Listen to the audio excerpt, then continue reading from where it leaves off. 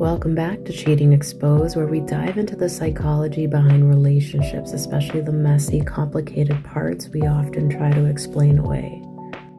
My name is Lourdes Fernandez, author of Cheating Exposed, and my book is now available on Amazon Kindle, link in bio. And today's episode is a deep one. We're exploring the relationship between narcissism and infidelity. This episode is called The Ego Affair, because sometimes cheating isn't about falling in love with somebody else. It's about falling deeper in love with yourself, or at least the illusion of yourself. Let's break it down. What is narcissism really? We throw the word narcissist around a lot and often incorrectly. Not every selfish or emotionally unavailable person is a narcissist. Narcissism exists on a spectrum. A little ego is normal, even healthy. But when someone crosses into a narcissistic personality trait or even narcissistic personality disorder, also known as NPD, things get a little bit more toxic.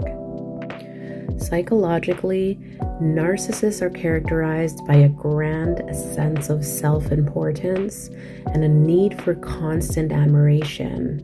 They do lack empathy, and they have a tendency to manipulate others for their own gain. Underneath it all, narcissism is often rooted in deep insecurity. The persona looks confident, but the core is fragile, like a glass castle pretending to be steel. So let's review the topic on why narcissists cheat. So why do they cheat? It's not usually about sex. It's about ego reinforcement. Affairs give narcissists admiration for someone new, a sense of power, a sense of control, a fantasy version of themselves, charming, desired, and control. They cheat not because they're dissatisfied with their partner, but because they're addicted to the high of being adored. And when the admiration fades, they chase it elsewhere. To them, cheating isn't betrayal, it's survival. They crave the mirror of someone else's admiration to feel whole and to feel complete. So let's look at some common signs of narcissistic infidelity. If you're wondering how to spot this pattern, here are a few red flags. Number 1, they have chronic need for validation, especially from strangers or on social media. Number 2, flirting as a power move, not just being friendly, but testing their appeal as well. Number 3, lack of accountability. When caught, they may lie, they may gaslight, or blame shift back on you. Number 4, history of short-lived or chaotic relationships, often ending in betrayal. They may say things like, "I didn't do anything wrong," or "if you hadn't pushed me away," or "it wasn't serious, it didn't mean anything." Notice the pattern? There's rarely a sincere acknowledgement of pain caused. The focus stays on them. Let's talk about the real motivator, narcissistic supply. In psychology, we use the term narcissistic supply. It refers to the attention, admiration, and validation that narcissists feed on. And when their partner stops being a constant supplier or sets boundaries, they'll often look elsewhere.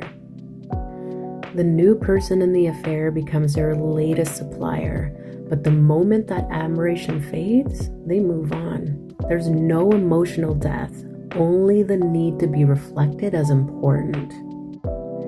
This is why relationships with a narcissistic cheater often feels like you're on a roller coaster, because their need for admiration is insatiable and you're constantly being measured, not loved. So can a narcissist change? Let's be honest. Yes, some people with narcissistic traits can change, but it takes consistent, often long-term therapy, a painful amount of self-reflection, and most importantly, a willingness to look at themselves without the ego mask. Most narcissists don't get there because they don't believe they are the problem. So if you're in a relationship with someone like this, you need to ask yourself, are they open to feedback, or do they react with rage or silence? Do they take responsibility or just shift the blame? Have they truly changed, or are they performing change for approval? So if I can leave you with my final thoughts on today's episode, cheating isn't always about unmet needs or broken communication. Sometimes it's about ego hunger, the kind that never goes away no matter how much you pour into the person. You can't outlove someone's narcissism. You can only choose whether to stay in the relationship where your emotional needs are treated like background noise to someone else's spotlight. Because real love doesn't compete for attention. It creates safety.